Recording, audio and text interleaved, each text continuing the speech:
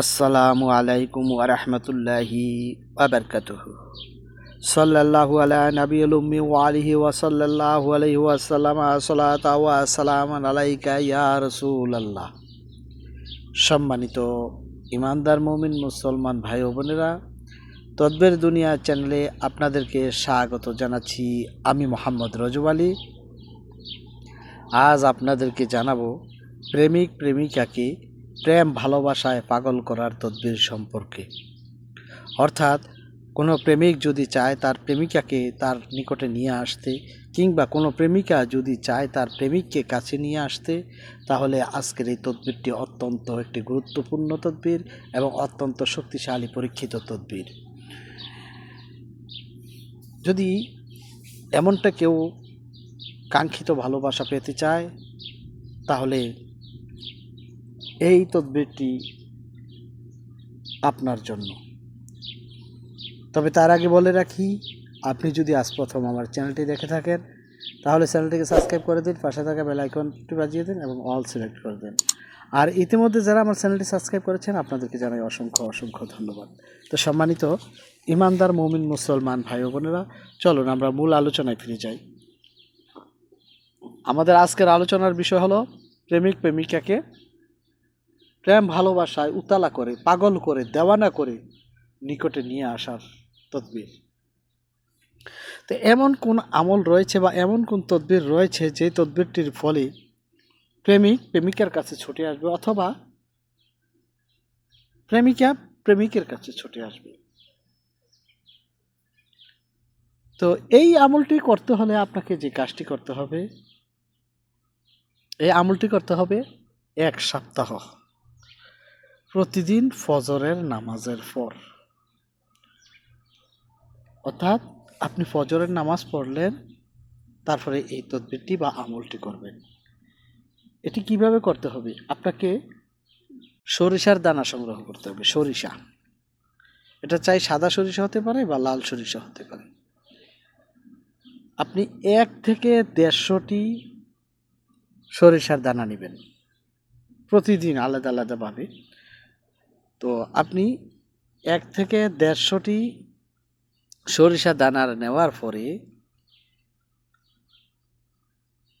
71 বার দুরূদ শরীফ পাঠ করবেন। সবচেয়ে ভালো হয় দুরূদে ইব্রাহিম পাঠ করতে পারলে, না হয় যে কোনো দুরূদ শরীফ 71 বার পাঠ করতে হবে। তারপরে কি করতে হবে? সূরা কুরাইশ, এই সূরা কুরাইশ 41 বার পাঠ করে 41টি দম দিতে হবে ওই সরিষার মধ্যে।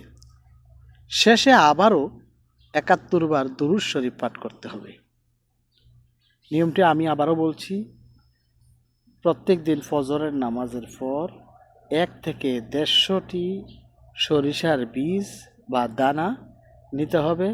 তারপর 71 বার দুরূদ শরীফ পাঠ করবেন। সূরা কুরাইশ, লিলাফিয়া কুরাইশিন, এই সূরাটি 41 বার পাঠ করে 41 বার ওই সরিষার দানার মধ্যে দম করবেন। শেষে আবারও 71 বার দুরূদ শরীফ পাঠ করবেন। তাহলে আপনার সরিষাটা প্রস্তুত হয়ে গেল। তারপর আপনাকে যে কাজটি করতে হবে, জোহরের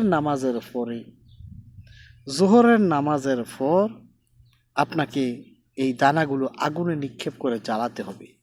তো যখন আপনি এই আগুনের মধ্যে এই দানাগুলা নিক্ষেপ করবেন, তখন আপনাকে হুকুম লাগাতে হবে। হুকুমটা কিভাবে লাগাবেন?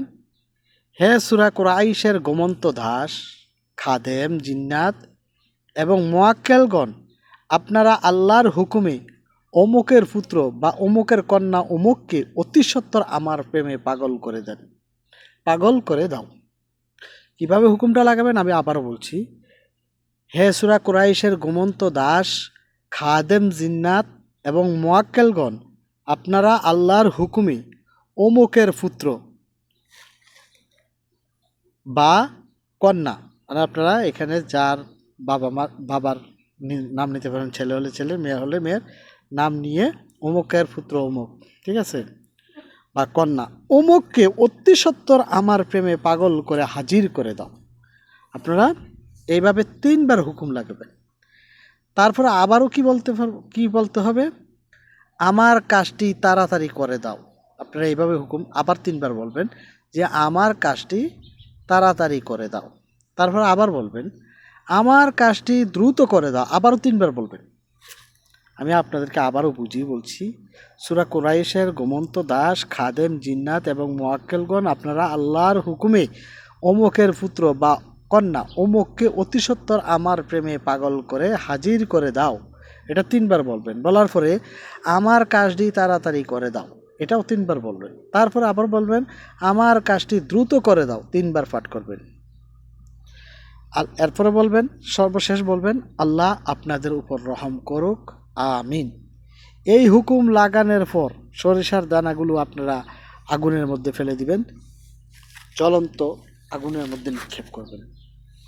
এইভাবে আপনারা এই আমলটি বা এই তদবিরটি যদি 7 দিন পর্যন্ত করতে পারেন, তাহলে আমি আল্লাহ তাআলার কাছে আশাবাদী, আল্লাহ পাকের রহমতে কাঙ্ক্ষিত ব্যক্তি যিনি আমল করবেন তার প্রেমে আসক্ত হয়ে তার নিকট অবশ্যই ছুটে আসবে ইনশাআল্লাহ। তবে শর্ত থাকে যে কোনো নাজায়েজ কাজের জন্য এই তদবির করা যাবে না, না হলে হিতে বিপরীত হতে পারে। এর জন্য আপনার নিজ দায়িত্বে কাজ করবেন। যদি নাজায়েজ কাজে কাজ করতে যান তাহলে হিতে বিপরীত হবে। আমি আবারও সাবধান করে দিচ্ছি, প্রকৃতপক্ষে প্রেম ভালোবাসার মাধ্যমে যাদের বিবাহ বন্ধনে আবদ্ধ হতে চান, শুধুমাত্র তাদের জন্য এই আমলটি করার এজাজত রইল। অন্যথায় আপনারা খারাপ উদ্দেশ্যে যদি এই তদবির প্রয়োগ করেন, আপনারা ক্ষতিগ্রস্ত হবেন। তো এই ছিল আজকের মতন। পরবর্তী সময়ে নতুন কোনো বিষয় নিয়ে আসব। সে পর্যন্ত ভালো থাকুন, সুস্থ থাকুন।